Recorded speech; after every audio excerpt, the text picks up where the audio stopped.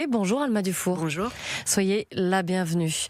On va revenir sur ces 5 jeunes, dont 3 mineurs qui ont été mis en examen et placés en détention provisoire pour le passage à tabac mortel de Louis, un jeune homme de 17 ans. Ça s'est passé à Narbonne le week-end dernier. Écoutez, Gabriel Attal, le chef de file des députés EPR, candidat à la présidentielle, qui a réagi ce matin. C'est un drame de plus, insupportable, parce qu'on parle manifestement d'actes quasiment de barbarie. Parce que c'est encore une fois des mineurs. Moi, je le dis ici, vous savez, quand j'étais nommé Premier ministre, j'ai dit que ma priorité, c'était de lutter contre la délinquance des mineurs et la violence chez les mineurs. Parce qu'on voit une violence de plus en plus forte, de plus en plus banalisée, de plus en plus jeune. Les 13-17 ans, c'est un Français sur 20. Mais c'est un vol avec arme sur 3. Il y a une surreprésentation des mineurs dans les faits de criminalité. Et donc ça appelle une réponse, évidemment, qui doit s'adapter à ce fait de société qui est le rajeunissement de la violence. Alma Dufour, est-ce que les jeunes de 2026 sont les mêmes que ceux, par exemple, de 1945, quand l'ordonnance a été faite ? 1945, sans doute, qui se rapprochait plus, je pense, de la jeunesse de l'époque que de la jeunesse des 20 dernières années, j'ai envie de vous dire. À cause de la guerre ? À cause de la guerre, à cause de la pauvreté aussi, à cause effectivement d'une éducation à la dure, à cause de tout ce qu'ils avaient vu. Et je pense aussi que ce qui m'enrage dans la manière dont Gabriel Attal se saisit de ce sujet, qui est un réel sujet, c'est un sujet sérieux, autant le nombre d'homicides en général diminue dans la société depuis une vingtaine d'années, ils ont diminué de 30%. Certes, maintenant on stagne à un niveau, mais qui est quand même bien plus faible qu'il y a même 20 ans. Donc en fait, quand les gens pensent qu'ils vivent dans une société française plus violente, en réalité, c'est pas vrai. Par contre, effectivement, il y a un phénomène qui est réel, c'est-à-dire l'augmentation des crimes et des délits commis par des mineurs et des très jeunes personnes qui sont de plus en plus jeunes. C'est un phénomène qui doit nous alerter, et je trouve ça honteux quand on parle d'enfants de 14 ans, de 15 ans, parce que ça reste des enfants d'un point de vue du droit, de n'avoir que la question pénale et répressive à la bouche, déjà en déformant la réalité, en faisant croire que des mineurs ne peuvent pas aller en prison, ce qui est faux quand même. Évidemment, ce n'est pas le même régime que pour les adultes, mais c'est important de le rappeler quand même à la radio, parce qu'il y a quand même des gens qui pensent qu'un mineur qui tue quelqu'un ne peut pas aller en prison. C'est pas vrai. Je veux dire, il y a aussi beaucoup de fake news qu'on raconte à la télé et à la radio.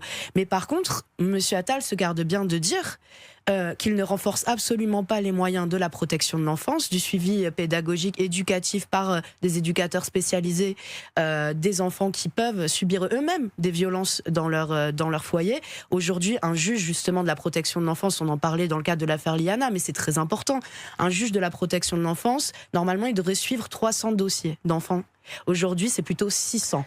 Mais tous les magistrats... Non, mais ce que je veux dire, c'est que les magistrats disent qu'il n'y a pas de moyens pour surveiller, pour prévenir, et que les familles s'appauvrissent de plus en plus. Donc évidemment, on se retrouve avec une partie, heureusement une faible partie, mais une partie des jeunes qui sont, en roue libre, qui sont complètement dans un monde à part, et qui sont complètement décrochés de leur famille, de la société, et qui...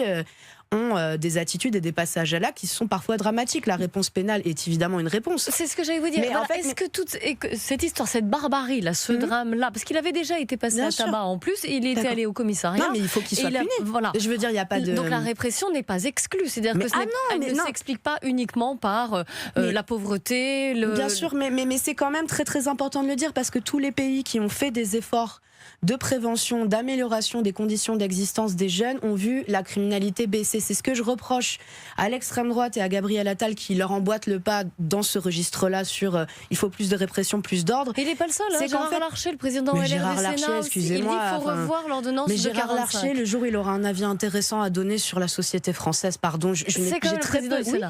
Oui, mais je respecte ni sa politique, ni celle de son groupe parlementaire. Non, mais ce que je veux dire, c'est qu'en fait, on voit très bien, par exemple, à Orléans, ils ont investi dans la prévention spécialisée, c'est-à-dire des éducateurs de rue qui vont suivre les mineurs. Bizarrement, la délinquance des mineurs, elle a vraiment réduit de plusieurs dizaines de pourcents. Ce que je suis en train de vous dire, c'est que c'est des gens qui agitent des spectres, et les Français ont le droit d'avoir peur et d'être en colère face à cette violence, mais ils vous proposent des réponses qui ne fonctionneront pas, parce qu'ils ne mettent pas les moyens là où il faut les mettre, c'est-à-dire dans la prévention, dans le suivi, dans le repérage des enfants et des mineurs qui commencent à prendre un chemin très dangereux. Et ça, ces moyens, non seulement ils sont pas mis, mais ils sont réduits. Ils sont réduits. Et l'affaire Liana, c'est parfaitement l'exemple. On va avoir une loi, ils vont vous dire, on va passer à la perpétuité pour certains crimes de pédocriminalité. Peut-être, mais c'est pas ça le sujet dans l'affaire Liana.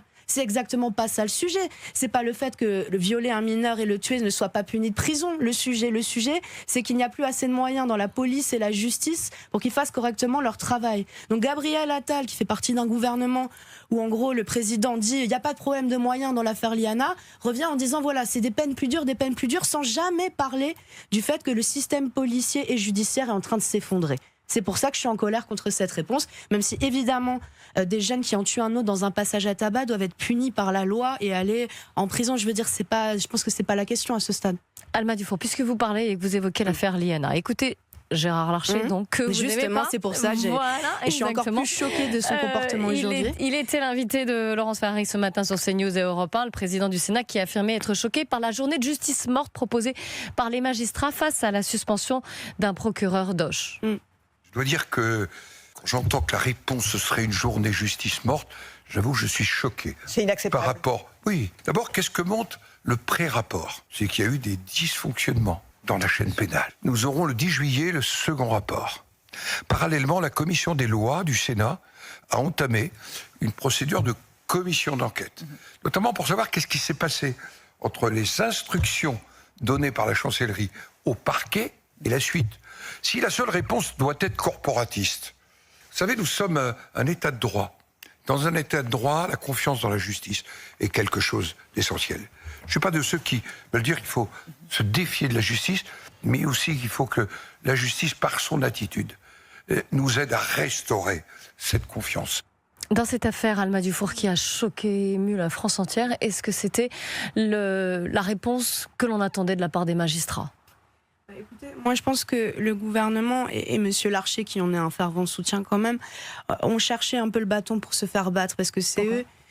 Parce que, comme je vous l'ai dit, le président de la République lui-même est sorti quelques jours après la mort de Liana pour expliquer qu'il n'y avait aucun problème de moyens dans cette histoire de dysfonctionnement de la chaîne policière et judiciaire. Alors évidemment, les dysfonctionnements sont très très graves. Moi aussi, j'ai vu toute la liste et je suis profondément écœurée parce que cette mort, cet assassinat aurait pu être évité. Vous savez, en plus, Liana, elle vient vraiment de la région de laquelle je viens aussi, et j'imagine très bien la douleur de la famille, et ça m'écœure, honnêtement. Je suis écœurée.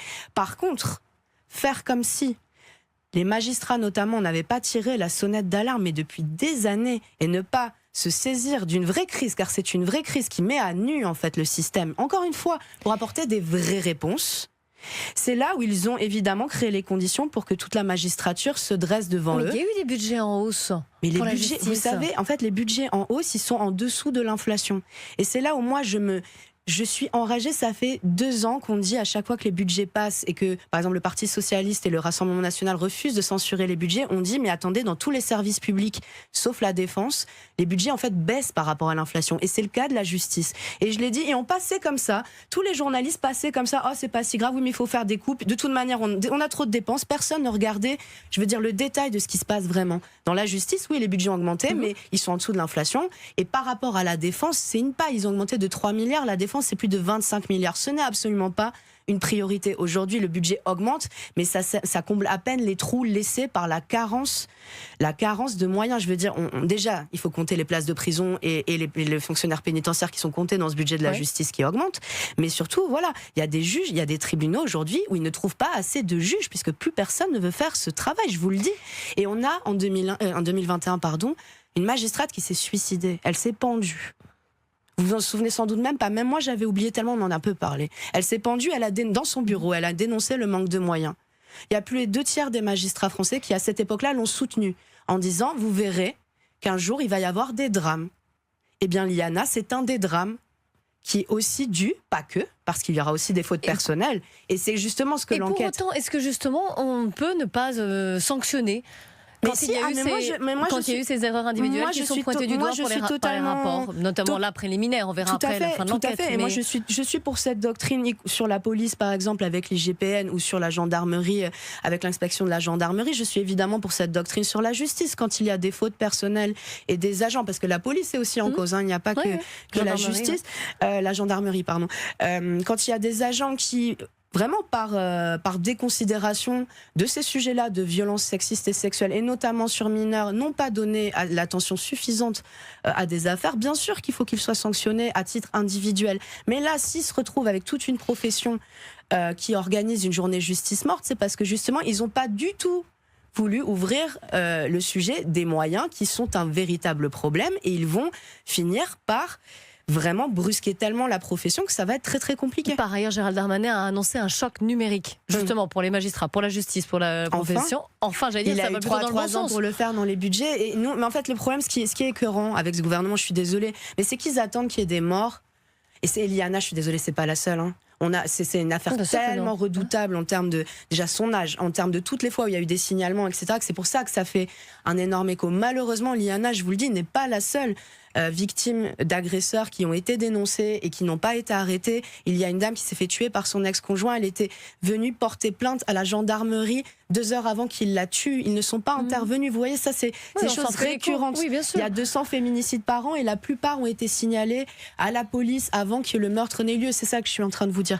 Donc, effectivement, c'est ça qui m'écœure dans cette manière de réagir. C'est qu'on a eu 3 budgets où on a demandé des moyens à la justice, même à la police. On a demandé des moyens, les associations de lutte contre les violences sexuelles demandent 3 milliards depuis plusieurs années. Et il faut attendre qu'une petite fille décède pour qu'on se dise on va faire un choc numérique. Bon, très bien, et nous allons vraiment vérifier que les promesses sont à la hauteur des besoins.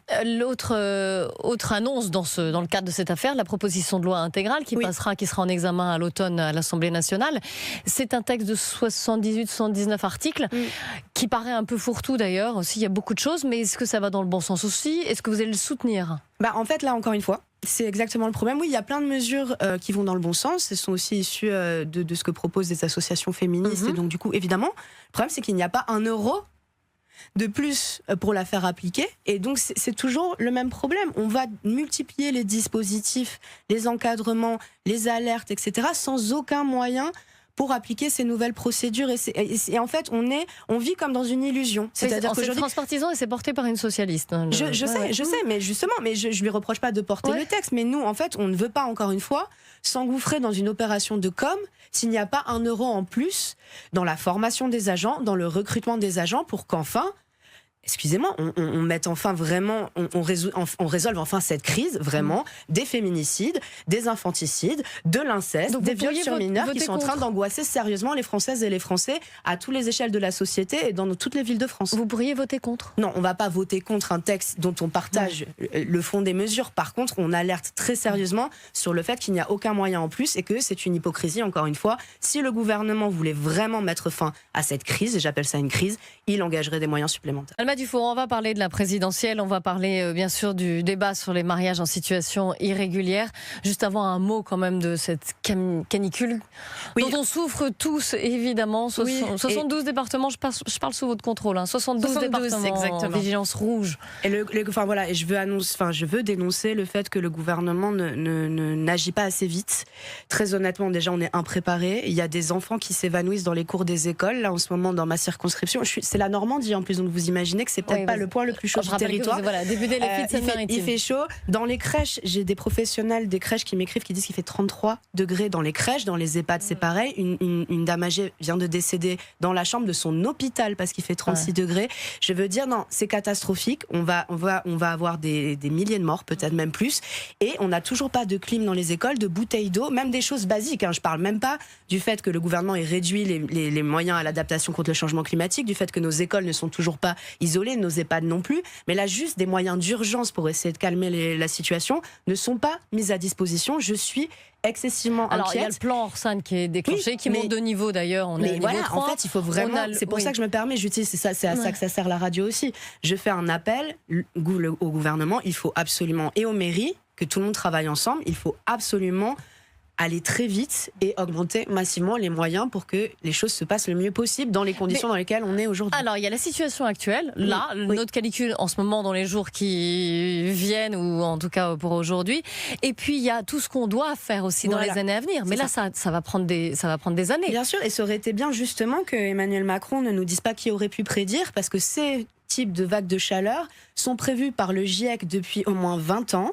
On savait très bien qu'on était en train de se rapprocher d'une période où ça allait augmenter considérablement. On est en plein dedans et c'est pas fini. C'est l'année la plus froide du reste de notre vie, si j'ose dire. Enfin, considérer que c'est ça le changement climatique. Beaucoup de gens l'ont déconsidéré et encore l'année dernière, les macronistes ont réduit par 3 le fonds vert qui était destiné à aider les collectivités à s'adapter au changement climatique. Ils ont réduit les aides à la rénovation des logements. Ça, c'est politique. Évidemment, là, maintenant, au pied du mur, on a besoin de bouteilles d'eau, de ventilateurs et de climatiseurs. Mais ça, c'est des décisions qui doivent être prises. Vous êtes pour un plan massif de la climatisation ? Alors, climatisation massive, pas forcément, parce que ça pollue encore plus et ça nous met dans des îlots de chaleur. Je vous donne un exemple très très concret, c'est pas que sur le long terme. Imaginez-vous qu'à l'Assemblée nationale, notre ascenseur dans mes bureaux, notre ascenseur ne marche plus. Parce que je suis au 6e étage et qu'en fait toute la clim remonte jusqu'au 6e étage, il fait donc 80 degrés dans la colonne d'ascenseur, il n'y a plus d'ascenseur. Voilà, je vous donne un très très... Clim. Alors, parce que non, c'est pas de clim. En urgence, là, dans les écoles, dans les EHPAD, dans les hôpitaux, etc. Mais c'est pire si vous faites venir des blocs de clim plutôt que un plan général. Mais là, c'est parce que les gens, ils sont 36 degrés, ils sont en train de faire des malaises. Donc évidemment, je décorrèle la situation actuelle de ces jours-là et de ce qu'on pourrait faire justement pour anticiper. Est-ce que dans les années à venir, est-ce que vous pensez qu'il est important d'installer de manière massive de la climatisation ?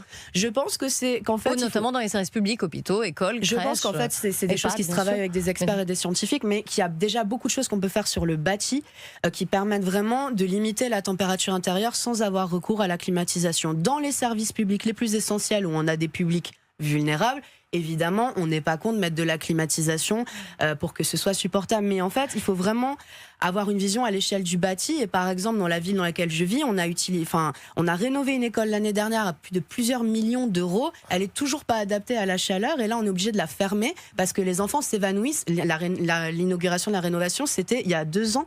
Vous voyez ce que je veux dire aujourd'hui, nos rénovations sont mal faites, mal pensées. Et après, la climatisation, comme je vous dis, oui, dans certains usages, oui, pour des priorités, mais attention parce que ça réchauffe l'air extérieur et en plus d'un terme climatique, ça pollue. Moi, je vous le dis, là, j'ai plus d'ascenseur dans mon bureau parce qu'il y a trop de clim dans le bureau. Enfin, il fait 80 degrés dans l'escalier. Vous voyez ce que je veux dire ? Mais on a l'impression quand même qu'il y a une certaine, on le sent, une réticence de votre part sur la climatisation. Non, c'est pas une réticence. En fait, c'est pas une réticence. C'est une des solutions. Moi, j'adore la clim. Je veux dire, à titre personnel, je veux dire, qui n'aime pas ça quand il fait très chaud ? C'est pas ça. C'est qu'on oublie que la clim consomme énormément d'énergie. Donc, par extension, l'énergie électrique, pas forcément les énergies fossiles. Tout à fait, énergie électrique, et c'est tant mieux pour la France, par exemple, parce qu'on a un mix décarboné. C'est pas forcément le cas de l'Allemagne, par exemple, qui a quand même encore 34% d'énergie fossile, ni de la Chine, ni de la Corée, ni de l'Inde, ni des États-Unis, évidemment. C'est ça que je dis. Donc en fait, à l'échelle mondiale, la clim, ça augmente les émissions de gaz à effet de serre. Chez nous, on a des chances, effectivement, qu'il y ait un bilan plutôt neutre sur les émissions. Par contre, ça pollue, ça utilise beaucoup de métaux. Voilà, c'est ce que je veux dire, c'est que c'est pas une solution miracle. On n'est pas contre, mais on aimerait que tous nos écoles, nos établissements publics, etc., soient pensés déjà pour naturellement. Il y a plein de choses à faire pour limiter, ne serait-ce que des stores. Revoir tout le bâti. Non, mais ne serait-ce que des stores. Si vous imaginez le nombre d'écoles qui n'ont pas de stores extérieurs, le nombre de personnes âgées qui vivent dans les logements sociaux, il n'y a pas de rideau extérieur. Ils nous demandent juste ça. Ils ne nous demandent pas la clim. Ils nous disent, moi, j'aimerais juste pouvoir avoir un rideau extérieur. Déjà, je ne serais pas en train de bouillir. Vous voyez ce que je veux dire ? C'est des choses simples aussi. Écoutez, parce que vous êtes député et je ne sais pas si vous étiez déjà d'ailleurs à l'Assemblée nationale ce matin. Ce matin, non. Donc vous avez loupé ce débat sur les mariages en situation irrégulière qui était porté par Éric Ciotti. C'est la journée de la niche UDR. La niche de l'enfer. Alors ça, c'est vos propos. Écoutez, Éric Ciotti. On veut expulser quelqu'un, mais on l'autorise à se marier en France. Et une fois qu'il sera marié, il va rester définitivement sur le territoire. Donc on est au règne du but-roi. Et on a sanctionné des maires qui ont été menacés. Robert Ménard, mais d'autres en région parisienne également, qui, si on leur dit, si vous ne célébrez pas le mariage, vous allez payer chaque jour une astreinte de plusieurs milliers d'euros. Donc nous voulons changer la loi parce qu'elle est stupide aujourd'hui. L'année dernière, nous avions déposé ce texte. Il avait été bloqué une journée entière par LFI, par l'extrême gauche, par la gauche aussi, et il n'avait pas été adopté par l'absence aussi des députés LR, puisque M. Wauquiez leur avait demandé de ne pas être là. Alors, Éric Ciotti dit une loi stupide. Emmanuel Macron avait dit ubuesque. Et vous, LFI, vous dites, pour qualifier cette situation ? De toute manière indigne. Alors indigne pour qui ? Pour les maires ? Non, indigne, indigne pour Ça les gens, m'étonnait. Ouais. pour les gens qu'on empêche de se marier, et encore une fois, enfin, qui veulent empêcher de se marier, parce que c'est ça dont on parle. C'est une loi qui, à partir du moment où vous êtes en situation irrégulière, vous interdit de vous marier. Ok, en France, sachant et sous des prétextes fallacieux, parce qu'ils vous font croire qu'on n'expulse pas des gens qui sont mariés et qui ont des OQTF, c'est pas vrai. Je vous l'apprends. C'est plus difficile. Bah, honnêtement, c'est de moins en moins difficile. Et moi, je connais littéralement des gens proches de moi où c'est arrivé. C'est-à-dire, ils sont mariés et pour autant, la personne est expulsée, doit retourner en Albanie. Si elle veut, c'est sa femme qui doit le suivre avec les enfants. Mais enfin, c'est plus du tout ce que vous imaginez. Donc, ces députés font encore une fois... déforment la réalité, comme sur la sécurité aussi. Je leur en veux parce ils exagèrent, ils présentent des situations qui n'est pas dans les clous, j'allais dire, qui n'est pas dans les règles, puisqu'il est en situation en obligation de quitter le territoire français. Alors les OQTF ou l'irrégularité, parce que c'est pas la même chose. Là, Voilà. Oui, et les OQTF, et encore une fois, je connais des gens qui sont mariés et qui ont des OQTF. Donc enfin, je veux dire, et qu'on a renvoyé chez eux tout en étant mariés. Donc c'est pas vrai aujourd'hui que l'administration n'est pas libre de renvoyer un époux. Régulière. Donc ensuite, situation irrégulière, c'est pas OQTF, c'est vous avez pas de papier. Donc là, on va rentrer dans le dur, c'est-à-dire qui sont les gens aujourd'hui qui n'ont pas de papier en France. Bien, je vais vous apprendre qu'il y a énormément et de plus en plus de gens qui sont rendus volontairement irréguliers par l'administration parce qu'on ne leur donne pas de renouvellement de titre de séjour. Ça met plus d'1 an aujourd'hui dans les préfectures. J'ai même, mais le fils d'un conseiller à l'ambassade de Chine qui n'a toujours pas son renouvellement de titre de séjour. Toutes les préfectures sont bloquées. On pousse les gens dans l'irrégularité puisqu'en fait, le fait de plus avoir de titre de séjour, vous avez un récépissé. Vous êtes dans les règles. Vous vivez des fois depuis 10 ans ici. 12 ans, 13 ans, 14 ans, vous travaillez. D'un coup, la procédure se bloque. Vous n'avez plus le droit de travailler. Vous n'avez plus le droit aux aides sociales. C'est ça qui se passe sur le terrain. Au lieu de parler de ça, de l'enfer qu'on est en train de faire pour les étrangers en France, on vous fait croire que c'est la land et qu'en fait, en ce moment, être étranger en France, c'est génial. Non, en fait, on a plein de personnes qui se retrouvent sans papier, au sens littéral, qui pourraient être concernées par cette loi. Mais on est où, en fait? Quelqu'un qui vit là depuis 10 ans, il n'aurait pas le droit de se marier. Vous ne défendez pas les maires qui sont en porte-à-faux dans cette situation? Moi, je ne défends pas un maire qui refuse de marier des gens, en fait. Enfin, je suis désolée, parce qu'ils vous font pareil. J'ai vu quelqu'un d'extrême droite vous dire ils ont été condamnés parce qu'ils ont refusé de marier un OQTF. Non, ils refusent de marier des gens. C'est pour ça qu'ils sont condamnés. De toute manière, l'OQTF, elle est exécutoire, que la personne soit mariée ou pas, encore une fois. Et c'est là où je trouve que c'est dégueulasse. C'est jouer avec les sentiments, avec les vies des gens. Et moi, je suis désolée. C'est le rôle d'un maire de marier des gens, voilà. Enfin, à un moment donné, c'est à nous de faire respecter la loi. Et même s'il y a des suspicions de mariage blanc? Ah, mais suspicion de mariage blanc, c'est encore autre chose. Parce qu'encore une fois, vous pouvez être marié avec quelqu'un et pour autant faire l'objet d'une OQTF alors que vous êtes sincèrement et réellement amoureux et marié avec la personne. La personne dont je parle, c'est le cas. Enfin, très concrètement, c'est une histoire d'amour. Bon, voilà. Et donc, pour les suspicions de mariage, là, juste uniquement pour avoir des papiers? Mais c'est pas au maire de... Est-ce que c'est au maire de mener ces enquêtes-là? Je veux dire, il y a des services de police, il y a la préfecture, il y a les contrôles des fraudes au mariage blanc. C'est pas au maire de s'immiscer pour des considérations politiciennes. Parce qu'encore une fois, je fais confiance au maire, je crois que c'était Robert Ménard, c'est ça? Je lui fais confiance pour agiter encore une fois les réflexes. Il y a Bourg-les-Valences aussi. Mais bon, voilà, c'est souvent très politique. Ils vont jeter en pâture des gens et en fait, c'est pas à eux de faire ce travail. Est-ce qu'ils vont débarquer chez les gens pour vérifier que c'est un mariage blanc? Donc c'est à la police de le faire. Je suis désolée. Merci Alma Dufour, députée de la France Insoumise de Seine-Maritime.